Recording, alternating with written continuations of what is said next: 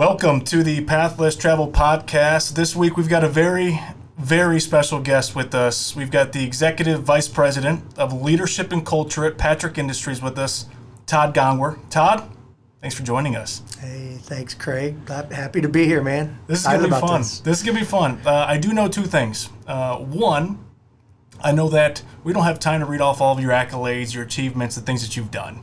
It would take up the whole podcast. And two, I don't know what you charge per hour, but I'm getting a deal on this interview.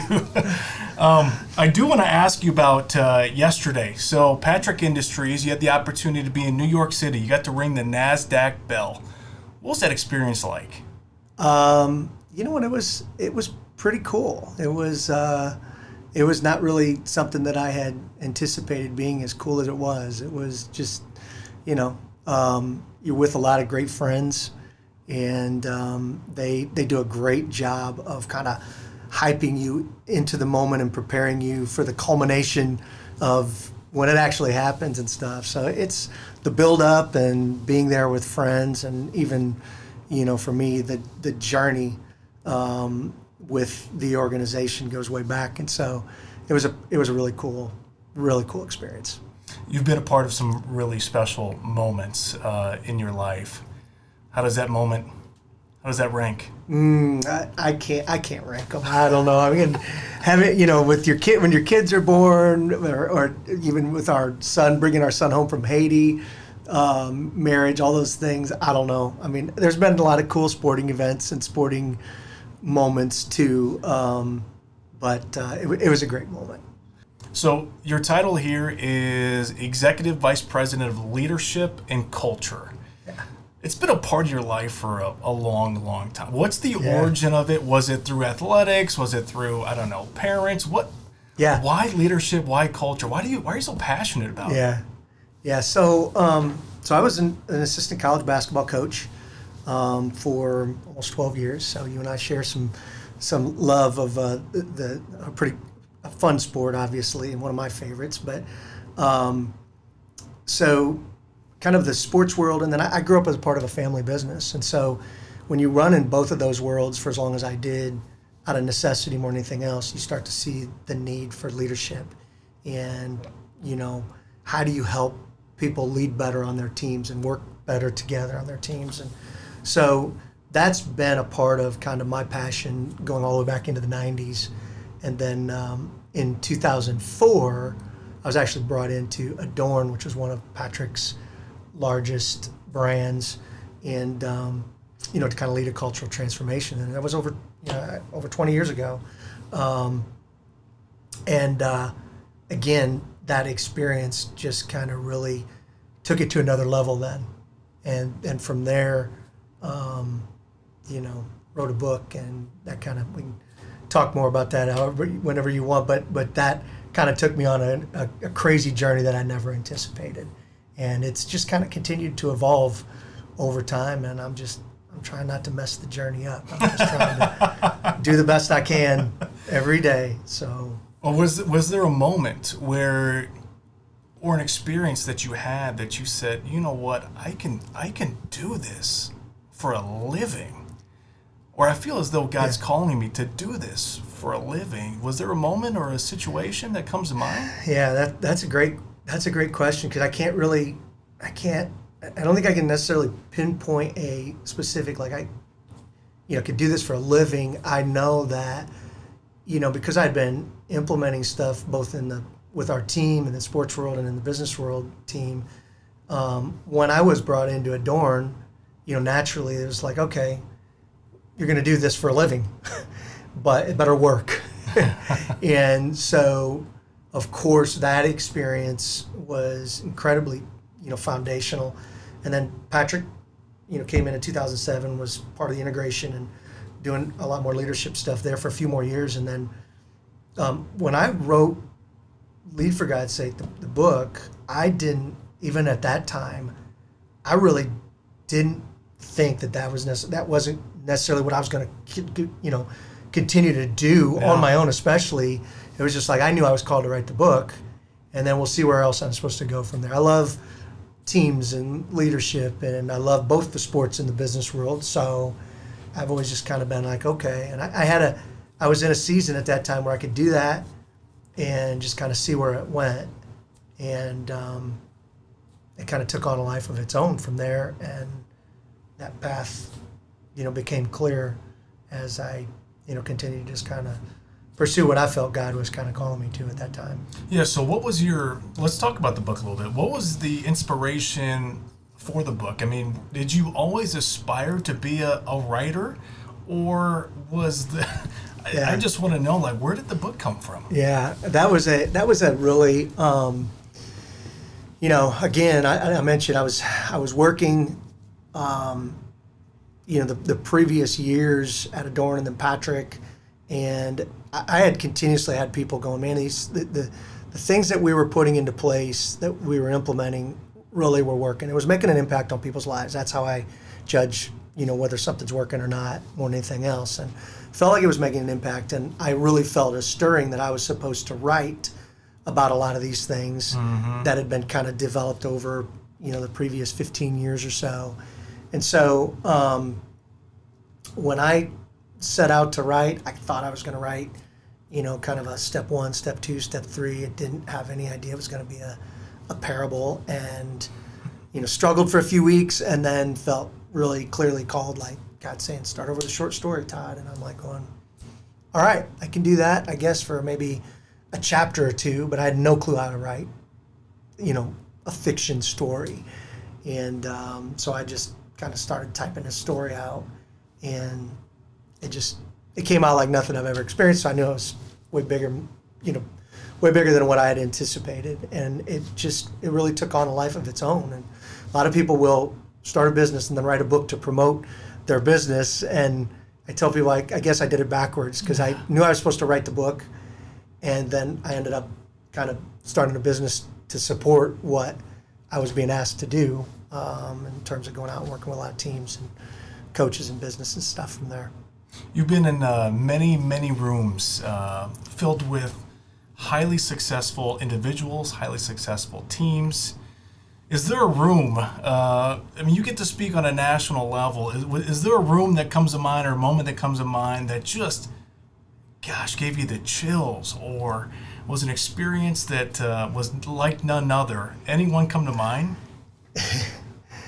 I've had a lot of those. It's very cool to be. And unfortunately, a lot of those have been alone too, which is kind of a bummer with the way, because there are times when I'll be standing on the sideline of a football game, and like the reality, well, what am I doing here? I retired from football in 7th grade, and how am I working with these coaches and these, but no, I go all the way back early on in the journey. I can remember, even the note I got from Lou Holtz was kind of, mind-blowing on the book. I can remember sitting with Urban Meyer in his office, multiple times, about like the first time, just kind of thinking, why is he asking me all these questions? I shouldn't be here, and but at the same time, I would always say that when God calls, He equips, and so I've, was very felt at peace with what I was doing. But those moments, there's no doubt, those are all, like I said, just very, very cool, and I always just feel incredibly thankful to be able to be in those spaces. I'm trying to think of some other really cool. Been at some places in the Dean Dome and down at IU, and Joe Mazzulla at the Celtics, stuff like that. Those are all, for me, it's always just really cool to sit with individuals that that I feel like are impacting a lot of people and have a lot of pressure on them, coming from a lot of different angles, and hopefully be an encouragement to them, but then also learn from them. And that's one of the things I'm most grateful for. Those last 15 years of this journey, is the learning experiences have just been off the charts. So incredibly thankful for that. Well, when you get to be in those rooms, and I guess what message do you really try and get across when you're speaking in front of a team, a corporation, meeting with a coach? Yeah. I think, some of the most important things, number one, I feel like leadership First and foremost, it begins in the heart. It's leadership is really about our influence, how we move people through the words, attitudes, and behaviors that we choose that flow ultimately from our heart, from our character. And so everything begins there. Character is the foundation of our leadership. Character is the foundation of our cultures. And so if you can talk all you want about, leadership dynamics and culture stuff and all this other stuff, but if you're not getting to the heart of the athletes, if you're not getting to the heart of the coaching staff, the coach, you won't achieve real, in my opinion, meaningful change in a culture, or meaningful even sustainability in the type of culture that you want. Of course, there's different types of cultures people want too, and it may not need to go as deep in the heart. But my message is always about the heart. So relationships, talk a lot about obviously that, and all the things that flow into there. So we talk for a long time on those things. Meaningful change. Yeah. Tell me more about that. Yeah. So, I think first and foremost, as any leader, I think, again, when you talk about the heart side, I think leaders that lead with humility, that's something, and again, when you talk about meaningful change, that's something that goes against cultural norms.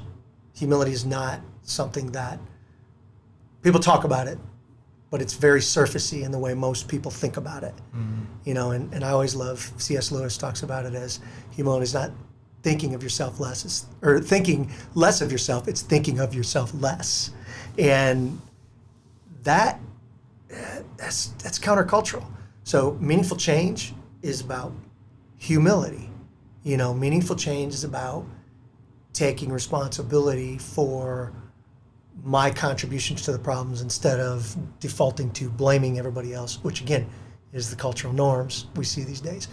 Meaningful change is genuine, making a commitment to genuinely be loyal to the people around you, and we're moving further and further away from that one, in the sports world especially. So, I think again it's always going to go to the character and heart of leadership, and it's always going to rest on those principles that I think are most important to that, which nowadays, again, they go against the cultural norms. You know what I mean? It's not, it's just, again, like I said, a lot of people will talk about it, but where do you really see it playing out? And that's the kind of change, meaningful change, I guess, that I most try to focus on and help coaches focus on with their cultures and their teams. Well, I don't know if you used the word love, but I know that you would use the word love when you talked about your last 15 years having the ability to learn from others. You're clearly a continuous learner. Other than observing from others, what are some things that you do to continue to grow and take the next step kind of in the leadership journey? Yeah. I read a lot, not as much as I used to, but I still, I will get a number of books in every year. So it's really important to me. I read the books. I listen to a lot of books, obviously. So I have to do both nowadays as I get older. I sometimes have to listen to it, then I have to read it, then listen to it. It's where, I don't know, hits different parts of the brain, so it really sinks in. But I do that a lot. I read a lot of, a lot of periodicals and articles and things on the topics that I'm most, I guess, engaged in. I have, I've got a number of friends, despite the fact that, a lot of coaches and leaders that I've worked with over the years, I really tried to develop deeper relationships with a lot of them. There's always going to be a like-mindedness, or they're never going to invite me in to work with them anyways. Mm-hmm. And so there's a handful of individuals out there, coaches, that I count now as dear friends, and even some of them are about the same age. So whether it's peer mentors that we classify them as, or even just straight up coaches, mentors, whatever. But there's a number of those individuals that I talk to on a regular basis and try to pick their brain and really try to learn and grow, continue to grow from their thoughts and ideas. And and it's reading, people. I mean, those two things should never stop. I hope to never stop that, man. I always tell people, because I know there's a lot of people that don't read a lot, and it's it's hard to read. It's getting harder because our focus is messed up nowadays. But I always tell people when I started reading regularly, I always say the more I read, the dumber I realized I was. You know what I mean? And I think that's true. And I'm 54 years old, and I still find that today. I'm like, my gosh, there's just so much more out there that I don't know. And I think that's a key for, anybody in leadership is, constantly be working to expand your perspective, because it really, especially in the changing society that we're in today, my gosh, things are moving so fast. It's important to continue to seek to be learning all the time, I think. Well, I want to ask you a three-part question on what you were just talking about right there. The things that are changing and evolving in our world. If you were to give advice to somebody that is fresh on their leadership journey, what advice would you give them versus somebody that's kind of been leading for some time versus somebody at the end of their time, maybe facing retirement? What advice would you give to them? First piece of advice is guard your heart. It truly is the wellspring of life. It's the wellspring of your leadership. As you've heard me talk about, when I say that now more than ever, because what is coming through our cell phones, that used to be we could read the paper or watch a little bit of news on TV and we'd get some junk because that's what draws eyeballs. But there was always a break from that with social media and the advent of the cell phone. We're 24/7 access, and we don't. You think about how much what kind of a benefit there is to just when there's time to think, and I fear that this generation, this younger generation, the new leaders, they have not ever had to be bored. They've not ever had to, really try to figure something. I mean, like, just take the time to really think deeply on something, because when we're at a railroad track or a stoplight or in line at the grocery store or wherever we may be, we get bored and we grab it and check. Do we have messages? Do I have texts? What's going on Twitter? What's going on? And the problem with that is, it's twofold. It's number one, it's pulling us away from where we are to be somewhere else, which is not a healthy thing for our brains. But the other thing is then where it's pulling us into.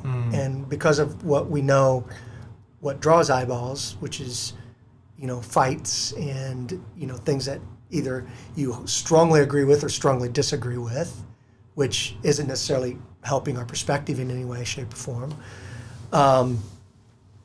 You can go down a dangerous path. So anxiety and a lot of the mental health stuff that we're dealing with, that it's comparison that's going on as a result of that. Hey, am I getting enough likes? Are they getting more than me? Or my gosh, their life is perfect, mine sucks. Whatever it may be, all of those things can really mess with you as a young leader and take you down a path that you start to believe the wrong things are really the meaning of success. You start to think it's numbers here, it's audience here, it's how many people have I, and that's a dangerous, I just think that's a dangerous place. How many people am I leading? How far up the ladder am I going? How many people are, it's all, I call it kind of the new attention deficit disorder, because I really believe there's a lot in this generation that, because we have so many superficial relationships, we're seeking even more. What is real out there? How can I just need more. And really, you're not going to find that peace with the numbers. You're going to find that peace with the quality, not the quantity. You know what I mean? And so that's probably, and again, that's a long answer to that, the advice for the young leader, but I think we've just, quick fix, instant, I gotta be, and my encouragement always is, guard your heart, number one, and then number two, focus on deep, real relationships and impacting. I mean, I started 6-7 years ago with teams that I was working with. I stopped going in to just speak to the team. I basically would tell the coaches that reached out to me, it was like, I'm just really passionate about relationships and deep impact through that. So if I'm going to work with you guys, I want to make sure the staff is included, because if the coaching staff isn't bought into this stuff, doesn't matter what you tell the players, all they do is they roll their eyes, So, it's a process and a, repeat visits. And so, Baylor Athletics, Virginia, South Carolina football, a number of those places I've been to multiple times. And it's tremendously gratifying for me, right, because there's real relationships there now. And, you've genuinely touched and made an impact on hopefully some leaders there, because you get to go back and go a little bit deeper. So those two things, guard your heart, focus on more depth in relationships. How's that? That was a long answer. That's great. That was a long answer, Craig. Sorry. Well, you spend a lot of time preparing and for those opportunities to be in front of people, be in front of teams. You're pouring out your energy. You're giving of your time. Who's pouring in to you? Who are some mentors along the way to help fill your tank? Yeah. There's a couple of guys out there. George Morris is a guy. He's actually the chaplain for the Virginia basketball team. Tony Bennett, Scott Drew. Those are a couple of those guys. And I told you that over the years, you connect with guys that you really feel just there's a deeper connection. I learn from all of them when I'm around them, and so I really make it a point to continue to have deep conversations with those guys whenever I have the opportunity, and it's really cool, because some of those, you meet some of these guys and they're so busy and they're pulled in so many different directions, and yet, like, you talk about genuine, and I just mentioned a couple, coaches that you talk about, guys that really walk the talk, like they are genuinely interested in pouring into you as much as you could possibly help them. I mean, I always walk away encouraged. Those three individuals definitely these days are a big part of that. My wife, I've got friends that I work with, here, even at Patrick, that when you're with them every day, you have a lot of great opportunities too to just kind of pour into each other and develop that peer-to-peer encouragement, coaching, whatever you want to call it. So, lots of folks like that. Development. What kind of things are you working on right now to develop your skill set? I mean, what are you learning in areas that you're growing in as a leader? Yeah, I would tell you that one of the things that in the last 18 months especially, there's two things that kind of come to my mind. The first one is, which I've been working on for the last 6 or 7 years, is an understanding of the effects of digital media overall, and social media and all the stuff that comes through having that mobile access to constant distraction, and just all of the effects of that on the next generation, not only on myself, but all the generations behind me. And what's it going to do? I mean, AI is taking it to a whole nother level. So I've really spent a ton of time studying the impact, so that I can, because it has such an impact on the heart and character, which has an impact on leadership and team dynamics. I want to know everything there is to know, to be able to really help encourage coaches. This is what you can do. This is how we have to be intentional in building the social, helping build the social connectivity of this generation, because they have not, by the very nature, they've not spent a lot of time doing that. Like I did when I was a kid, we just didn't have a choice. We had to be bored. We had to talk face to face. If we didn't, we had to go to the door and knock on the doorbell and meet the parents instead of texting, "I'm here." Like there's so many things, little things that went into social development. Mm-hmm. So that's one of the really big ones that I've been focused on. The other one is I'm trying to figure out exactly what the effects, is going to sound kind of crazy, but what the true impact that NIL and the transfer portal is having on teams. So does that make sense? Mm-hmm. And some people may not fully understand, like the name, image, and likeness, the paying of now college athletes, alongside of giving them the option to transfer, in many cases, as many times as they want. I mean, like it's just, and when you step back, it's obvious, I think, for most that see it and go, "Oh, there's negative impact," and man, but like really thinking about the relationship, the beauty of somebody that was on a team 20 years ago. They spent 3 or 4 years with somebody, or 5 years, whatever, that bond is, this, right, Craig. Right, that bond is like nothing else you'll ever experience in your life. And those people that were on those teams, I mean, I coached for 12 years. These guys that I coach, these different teams, there's nothing like the bond that they have that lasts for the rest of their lives. Mm-hmm. We are all but eliminating that. And there's so many social benefits from that mutual sacrifice, that mutual commitment, that mutual accountability, the learning to genuinely love and forgive your teammates, and all those things that are absolutely a part of what used to be now dealing with adversity. So if I don't like my situation and it's uncomfortable, I'm leaving. And at some point in life, when you get beyond college athletics, in a job or marriage or raising kids, you will have moments that are really hard. And you're going to feel like, I don't like this. And you should not quit. You should not leave it, especially in the cases that I just told you. You know what I mean?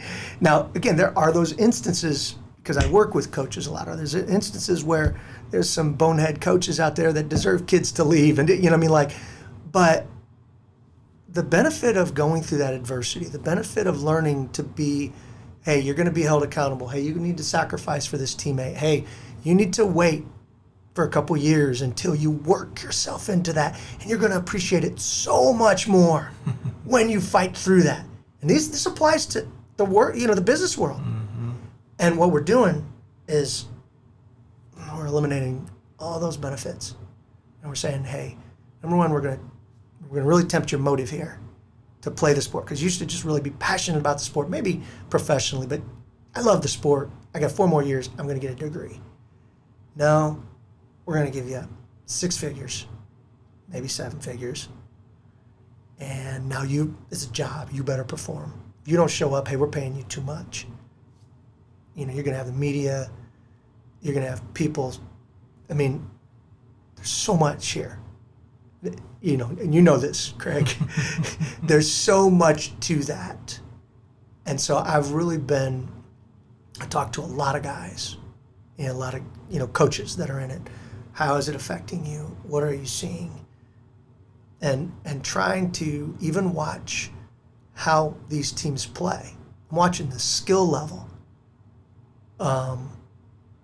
of these kids, watching the skill level of the teams, because they're not, there used to be these superstars and then the waiting in the wings, but they were paying their dues and they were getting better and they were learning from the superstar above them. Mm-hmm. That's gone. Like, if I'm really good and you're better, I can go over here and start. So I'm going to go over here. But you're not getting that from this, like, the benefit of that. Right. And yeah, is there benefit to go? Sure.